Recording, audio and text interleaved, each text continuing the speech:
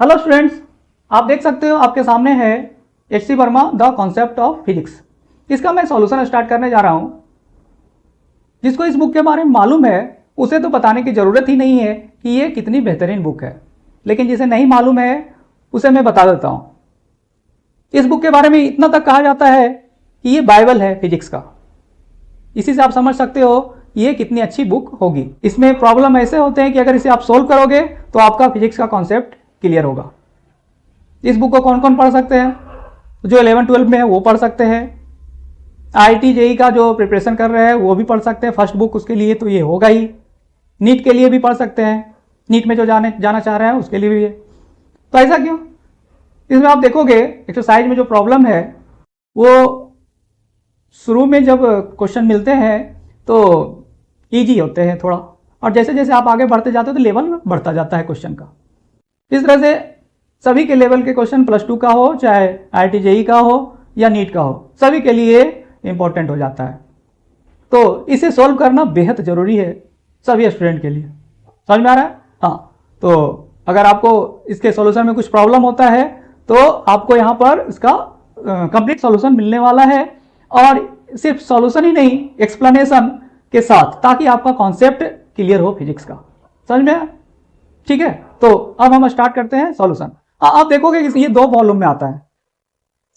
आप दोनों volume purchase कर लो, ठीक है? क्यों? क्योंकि इसमें चैप्टर थोड़ा सा उल्टा पुल्टा है हमारे CBSE का जो सिलेबस है उनके अनुसार। अगर 12 में देखोगे तो हमारा जो फर्स्ट चैप्टर है इसमें आपको दिखेगा चैप्टर नंबर देख लो, वॉल्यूम 2 में आपको दिखेगा।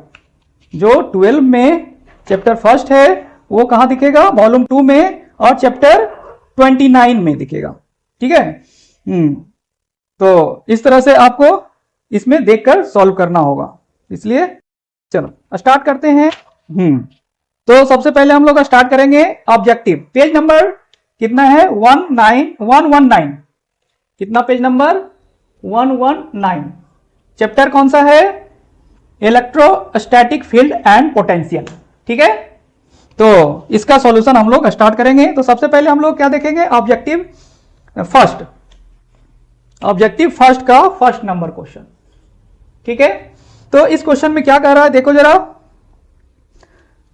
Figure shows some of the electric field lines corresponding to the electric field. Figure दे रखा है इसमें,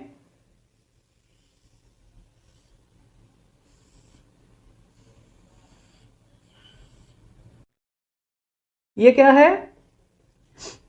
इलेक्ट्रिक फील्ड लाइंस है, और इसके लिए पॉइंट दे रखा है। A पॉइंट है यहां, B पॉइंट है यहां, C पॉइंट है। ठीक है, अब इन पॉइंट पर इलेक्ट्रिक फील्ड इंटेंसिटी कैसे वेरी करता है उस पर क्वेश्चन ये दे रखा है। ठीक है, तो सबसे पहले ये जान लो, जब हम प्रॉपर्टी पढ़ते हैं इलेक्ट्रिक फील्ड लाइंस का, तो उसमें एक बात बताया गया है कि इलेक्ट्रिक फील्ड लाइंस जितना ज्यादा जहां पर होगा वहां पर इलेक्ट्रिक फील्ड का इंटेंसिटी उतना ही अधिक होगा। तो आप देख सकते हो ये पॉइंट है और ये पॉइंट, 3 पॉइंट दे रखे हैं। तो आप अगर ध्यान से देखोगे तो यहां पे और यहां पे इलेक्ट्रिक लाइंस कितने हैं? 3 हैं, लेकिन B पर जब देखते हो तो एक ही लाइन है। तो इससे आप बता सकते हो कि यहां पर लाइंस का संख्या ज्यादा है, यहां पर लाइंस का संख्या ज्यादा है, तो इलेक्ट्रिक फील्ड इंटेंसिटी A और C पर अधिक होगा। देखो दोनों जगह 3 लाइंस है, तो आप बता दोगे कि इलेक्ट्रिक फील्ड इंटेंसिटी A पर बराबर रहेगा इलेक्ट्रिक फील्ड इंटेंसिटी C पर। समझ में आया? हाँ, लेकिन जब B पर देखोगे तो यहां पर एक ही लाइन दिख रहा है, यानी कि नंबर ऑफ लाइंस यहां पे कम है, तो यहां B पर इलेक्ट्रिक फील्ड इंटेंसिटी का वैल्यू क्या हो जाएगा? कम हो जाएगा। इन दोनों के अपेक्षा क्या हो जाएगा? लेस देन, यानी कि electric field intensity at point A is equal to electric field intensity at point C is greater than electric field intensity at point B। ठीक है, आप देख सकते हो कौन सा ऑप्शन होगा? ऑप्शन नंबर सी अपना आंसर होगा। ठीक है, क्लियर हो रहा है? हाँ, चलो नेक्स्ट क्वेश्चन हम लोग देखेंगे। नेक्स्ट क्वेश्चन में क्या है? Question number 2, when the separation between two charges is increased, the electric potential energy of the charges क्या होगा? ऑप्शन में दे रखा है इंक्रीज, डिक्रीज, रिमेन सेम, में इंक्रीज और डिक्रीज। ठीक है, देखो सबसे पहले इलेक्ट्रिक पोटेंशियल एनर्जी के लिए जो हमारे पास फॉर्मूला है वो क्या है? U is equal to 1/4 pi epsilon not Q1 into Q2 divided by R। ठीक है, ये फॉर्मूला है। अब यहाँ पे Q1 और Q2 जो लेते हो, मान लो कि यहाँ Q1 और Q2 है अब इसके बीच का डिस्टेंस क्या है? R है। तो इसमें क्वेश्चन में बोल रहा है कि अगर सेपरेशन दोनों चार्जेज का क्या करो? इंक्रीज करो यानी कि दूर ले जाओ तो R का वैल्यू क्या हो जाएगा? बढ़ेगा। तो इस फॉर्मूले में अगर देखो कि R का वैल्यू अगर बढ़ाओगे तो U का वैल्यू क्या हो जाएगा? घट जाएगा। ठीक है, एक नजर देखने में तो ऐसा दिखता है। तो इसके अनुसार अगर तुम आंसर कर दोगे तो कौन सा कर दोगे आंसर? डी कर दोगे, बी कर दोगे, सॉरी डिक्रीज। समझ में आ रहा है? हाँ, लेकिन इसमें एक पॉइंट और ऐड करना पड़ेगा कि पोटेंशियल जो होता है, पोटेंशियल एनर्जी होता है, वो निगेटिव में भी पॉजिटिव में भी आता है। कैसे आता है? कि अगर यहाँ पर जो चार्ज अगर लेते हैं वो चार्ज इस फॉर्मूले में आता है। समझ में आ रहा है? याद करो जरा, अगर तुमने पढ़ा है कि इस फॉर्मूले के लिए तो यहाँ चार्ज के साथ लिखते हैं, अगर दोनों पॉजिटिव है तो क्या लिखोगे? यहाँ पॉजिटिव लिखोगे तो ये क्या मिलेगा? पॉजिटिव में मिलेगा। तो इंक्रीज करोगे डिस्टेंस तो ये डिक्रीज कर जाएगा। ठीक है, ये क्लियर हुआ। अगर इन दोनों में से कोई एक निगेटिव आ जाए तो ये जो वैल्यू मिलेगा वो क्या मिलेगा? निगेटिव में मिलेगा।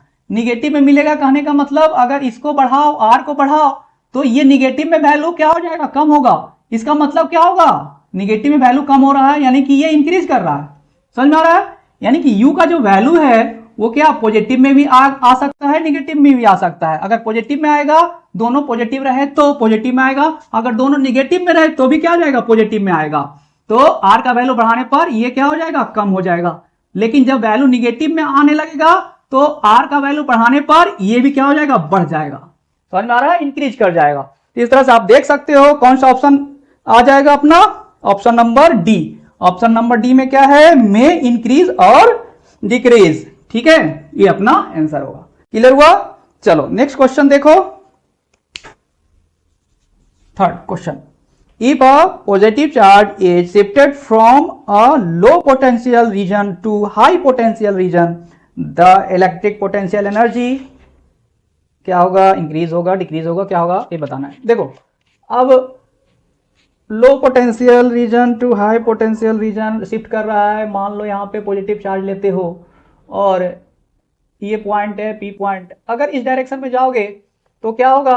R का वैल्यू कम होगा। पोटेंशियल क्या होगा? 1/4 pi epsilon not Q by R। R का वैल्यू क्या होगा? घटेगा तो पोटेंशियल बढ़ेगा। यानी कि इस चार्ज की ओर जा रहे हैं तो क्या हो रहा है? पोटेंशियल बढ़ रहा है। समझ में आ रहा है? तो अगर कोई पॉजिटिव चार्ज लेते हो प्लस Q चार्ज, तो प्लस Q चार्ज अगर लो पोटेंशियल एनर्जी से हाई पोटेंशियल एनर्जी की ओर जाएगा तो उसके लिए भी अगर फॉर्मूला U लिखो तो 1/4 pi epsilon not Q into Q divided by R। यानी कि इस डायरेक्शन में जा रहा है लो पोटेंशियल से हाई पोटेंशियल की ओर, तो R का वैल्यू क्या होगा? कम होगा, घटेगा। तो क्या होगा? U इंक्रीज करेगा। तो बहुत ही आसान क्वेश्चन था। तो इसमें ऑप्शन देख लो, ऑप्शन ए में क्या है? इंक्रीज करेगा। समझ में आ रहा है? यानी कि पॉजिटिव चार्ज को अगर लो पोटेंशियल रीजन से हाई पोटेंशियल रीजन की ओर ले जाते हैं तो उसका पोटेंशियल एनर्जी क्या करता है? इंक्रीज करता है। समझ में आ रहा है? ठीक है, ओके। चलो next question number 4। Two equal positive charges are kept at a point A and B.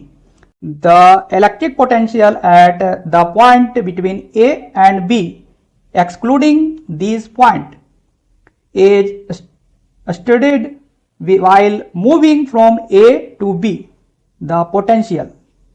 देखो इस क्वेश्चन में क्या कर रहा है कि दो पॉइंट है, पॉइंट A और पॉइंट B। अब यहां पे दो पॉजिटिव चार्ज ले रखा है, इक्वल पॉजिटिव चार्ज, यानी कि प्लस Q ले लो तो यहां भी प्लस Q चार्ज है।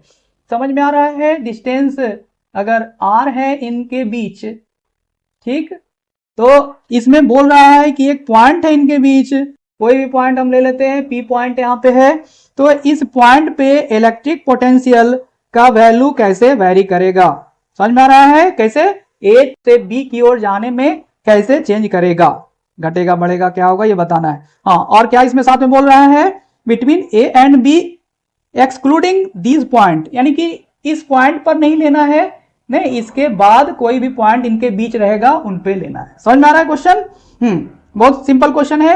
ए से बी तक जाने के लिए तुम्हें क्या दिखेगा कि पोटेंशियल घटता है बढ़ता है क्या होता है, ये हमें बताना है। समझ में आ रहा है? तो सबसे पहले हम लोग कोई भी पॉइंट पी ले रखे हैं जहां पर डिस्टेंस जो है वो ए से पी का डिस्टेंस हम लोग मान लेते हैं क्या है, एक्स है। तो पी से बी का डिस्टेंस क्या हो जाएगा, आर में एक्स को माइनस करेंगे, यानी कि आर माइनस एक्स ये डिस्टेंस मिलेगा। समझ में आ रहा है? तो सबसे पहले इक्वेशन अगर लिख दो तो अपना क्या हो जाएगा, क्वेश्चन आसान हो जाएगा। भी के लिए क्या होता है, देखो इस पॉइंट पे पोटेंशियल का वैल्यू, इसके लिए पोटेंशियल यहाँ पे मिलेगा और इसके लिए भी पोटेंशियल यहाँ पे मिलेगा, तो दोनों के लिए पोटेंशियल लिखोगे, दोनों में क्या हो जाएगा कॉमन, 4 पाई एप्सिलॉन नॉट क्या, और क्यू बाई आर, आर के बदले क्या एक्स, यहाँ से यहाँ तक का डिस्टेंस क्या है एक्स है, एक्स मैंने लिख दिया। फिर प्लस करोगे, अब क्या इस चार्ज के लिए Q divided by R, R क्या लिखोगे आर माइनस एक्स, ये अपना डिस्टेंस है। समझ में आ रहा है?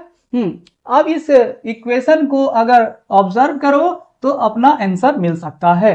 अब क्वेश्चन में क्या कह रहा है कि ए से बी की ओर जाना है, तो ए से बी की ओर जाओगे तो मान लो कि ए के करीब, ए इंक्लूड नहीं करना है, क्वेश्चन में क्या कर रहा है, ये एक्सक्लूडिंग दिस पॉइंट, यानी ए और बी को इंक्लूड नहीं करना है। समझ में आ रहा है? लेकिन इसके करीब से जब स्टार्ट करेंगे चलना, तो ए के जब करीब होंगे तो आप बता सकते हो जब क्या होगा, इफ एक्स टेंस टू 0 ले सकते हैं, कब, जब हम ए के बेहद करीब रहेंगे तो, ठीक है, 0 तो नहीं होगा लेकिन 0 के बहुत ही करीब, यानी कि बहुत ही छोटा वैल्यू होगा। तो ऐसे कंडीशन में यहां पर अगर 0 पुट करते हो तो ये वैल्यू क्या हो जाएगा, इन्फिनिटी। समझ में आ रहा है? ये वैल्यू इन्फिनिटी, तो क्या v is tends to infinity. समझ में आ रहा है? हाँ, तो इस तरह से आप देखते हैं कि जब यहां से चलना स्टार्ट करते हैं तो पोटेंशियल का वैल्यू वेरी हाई मिलता है। क्या मिलता है? वेरी हाई मिलता है। समझ में आ रहा है? लेकिन जैसे जैसे इधर बढ़ते जाएंगे तो एक्स का कुछ वैल्यू मिलेगा। अब अलग अलग पॉइंट पे आप कैलकुलेट कर सकते हो कि कितना वैल्यू मिलता है। तो कैलकुलेट करने से मिलेगा कि वैल्यू क्या हो रहा है, आगे बढ़ने पर घटता जा रहा है। पहले क्या था, वेरी हाई था, और जैसे जैसे आगे बढ़ रहे हैं घटता जा रहा है। एक दो पॉइंट का निकाल सकते हो, ठीक है। हम मिडिल पॉइंट का निकाल लेते हैं कि यहाँ पर मिडिल पॉइंट है जहां पे कितना होता है v का वैल्यू, पोटेंशियल का वैल्यू। समझ में आ रहा है? हाँ, तो हम देख सकते हैं कि क्या होगा। अब यहाँ पे पुट करो q बाई, यहाँ क्या पुट करेंगे, यहाँ से यहाँ तक x का वैल्यू क्या हो जाएगा, r/2, मिडिल पॉइंट पे ले रहे हो तो r/2 प्लस q बाई, ये क्या हो जाएगा, r में माइनस x करोगे, x यानी कि r/2, तो क्या मिलेगा r/2।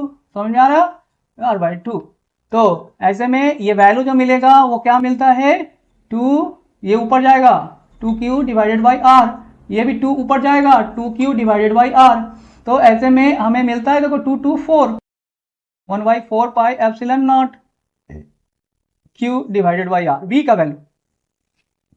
ये क्या, वेरी हाई, इन्फिनिटी के करीब। अब देखो वैल्यू कम कम हो रहा है। हाँ, समझ में आया? अब जैसे ही फिर आगे जाएंगे, मान लो कि b के बेहद नजदीक आ गया, b के बेहद नजदीक आ गया, तो इस कंडीशन में हमें क्या मिलेगा, x टेंस टू, यहां से यहां तक का डिस्टेंस क्या है, r है, लेकिन r के इक्वल नहीं होगा, उसके करीब होगा, x टेंस टू r। तो ऐसे कंडीशन में आप देख सकते हो x टेंस टू r अगर है तो r माइनस एक्स अगर लिखोगे तो ये भी क्या हो जाएगा, r माइनस हो जाएगा, तो टेंस टू 0। समझ में आ रहा है? यानी कि ये जो वैल्यू मिलेगा वो क्या मिलेगा, 0 के बेहद करीब मिलेगा।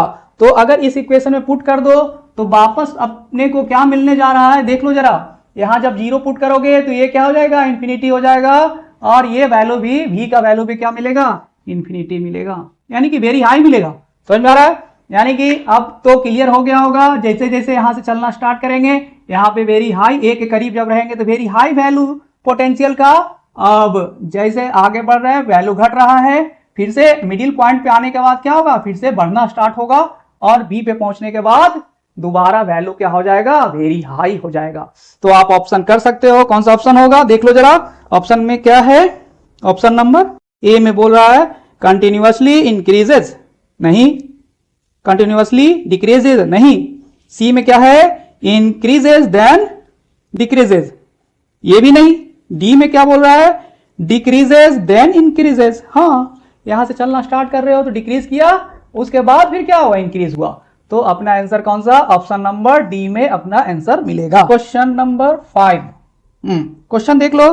क्वेश्चन में क्या है, the electric field at the origin is along the positive X axis. ठीक है, क्या बोल रखा है क्वेश्चन में कि इलेक्ट्रिक फील्ड है और कोऑर्डिनेट अपन देख सकते हैं इसमें कि इलेक्ट्रिक फील्ड का डायरेक्शन किधर है, तो X axis, positive X axis के डायरेक्शन में है। Small circle is drawn with the centre at the origin cutting the access.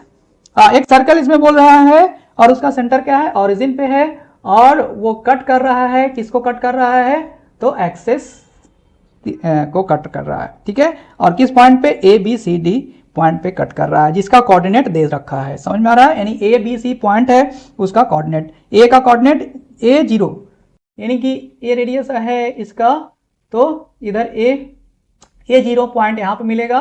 ठीक है, ए पॉइंट यहाँ है और 0A यहाँ पॉइंट मिलेगा और ये बी पॉइंट है, और माइनस इधर माइनस 0 पॉइंट कहाँ मिल रहा है, सी, यहाँ सी पॉइंट है। क्वेश्चन में आप देख सकते हो। अब यहाँ पे क्या है, इधर माइनस, तो 0A पॉइंट, डी पॉइंट यहाँ पे।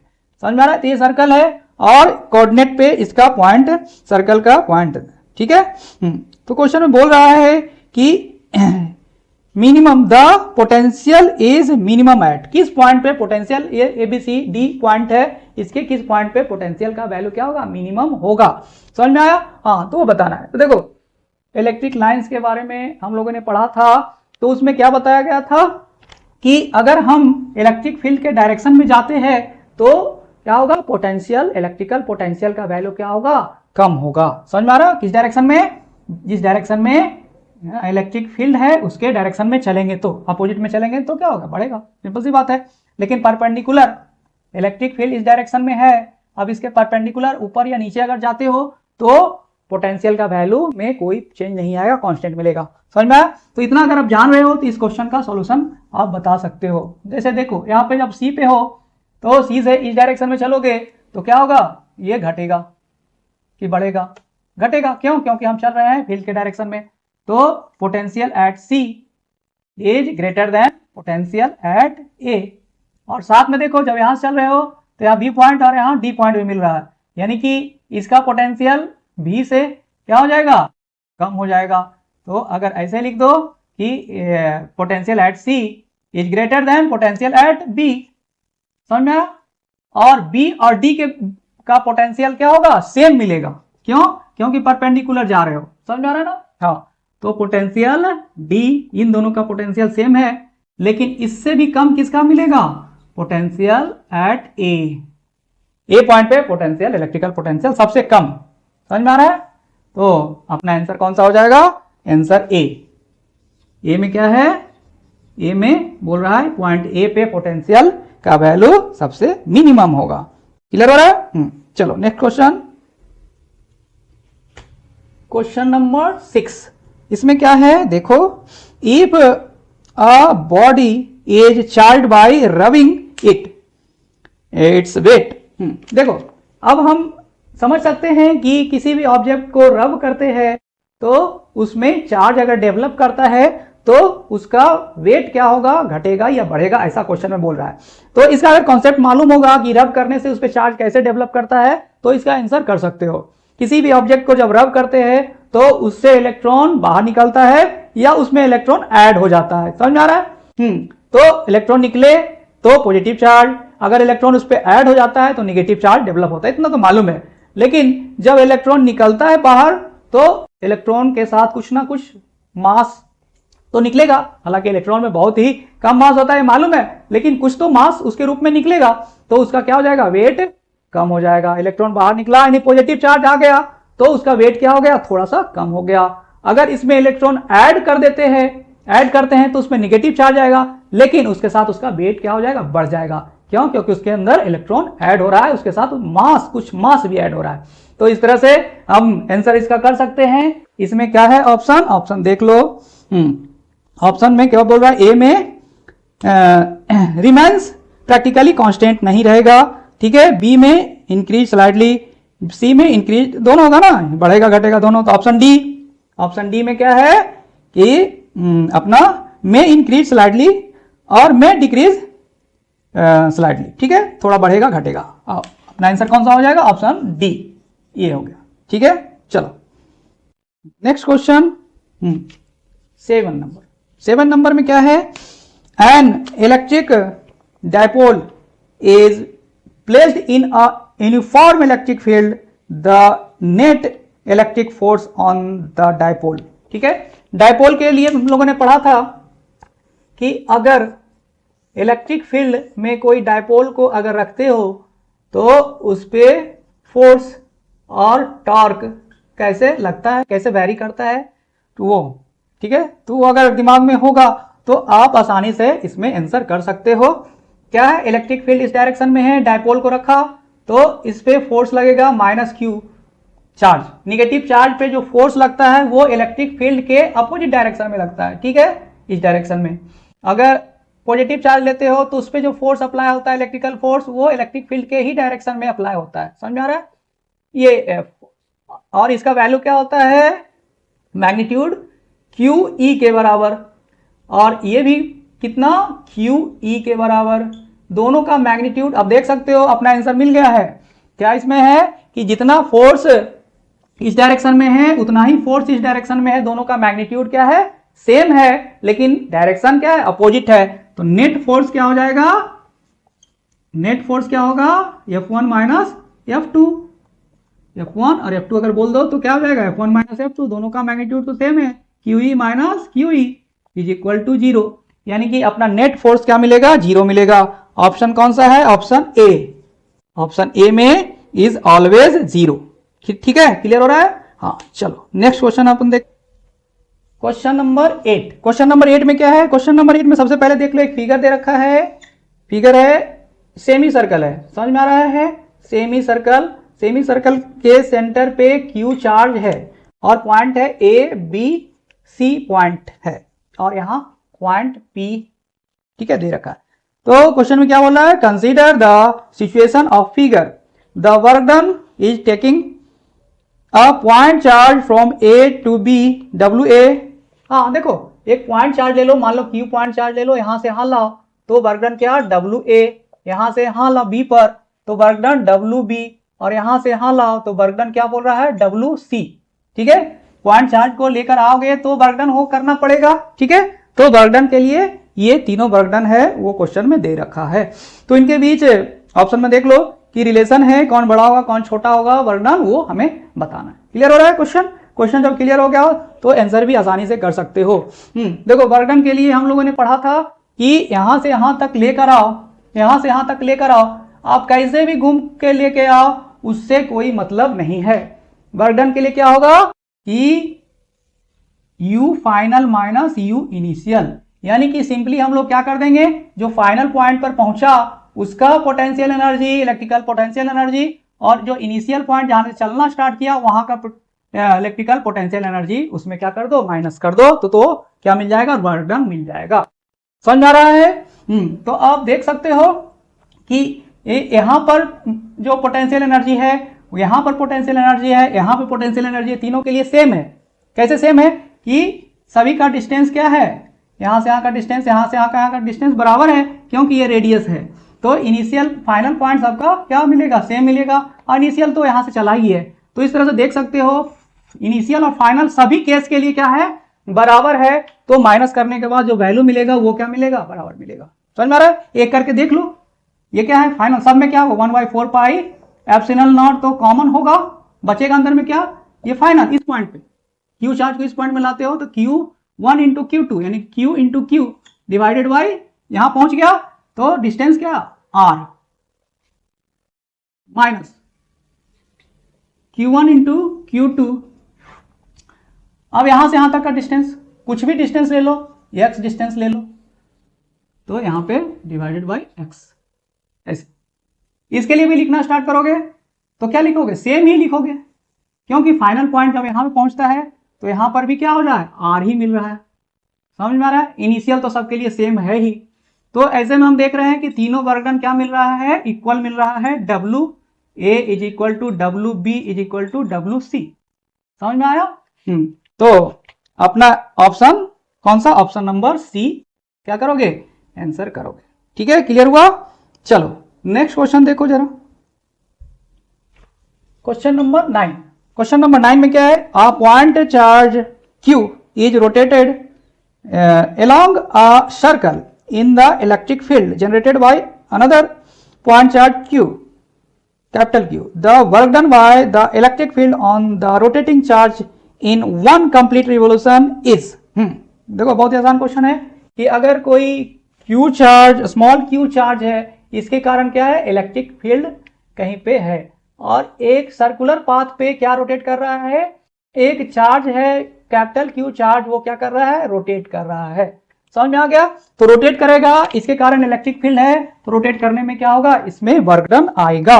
समझ में आ रहा है क्वेश्चन? तो क्या बोल रहा है, एक कंप्लीट रिवोल्यूशन पूरा करने पे, यानी कंप्लीट रिवोल्यूशन पूरा करना, जहां से चला, मान लो यहां से चला और वापस आके यहां पहुंचा, तो इस कंडीशन में वर्क डन क्या होगा ये मालूम करना है। तो अभी हम लोगों ने देखा था कि वर्क डन जो होता है वो क्या होता है, U final minus U initial. समझ में आया? तो अपना आंसर तो मिल गया, फाइनल पॉइंट यही है और इनिशियल पॉइंट भी यही है।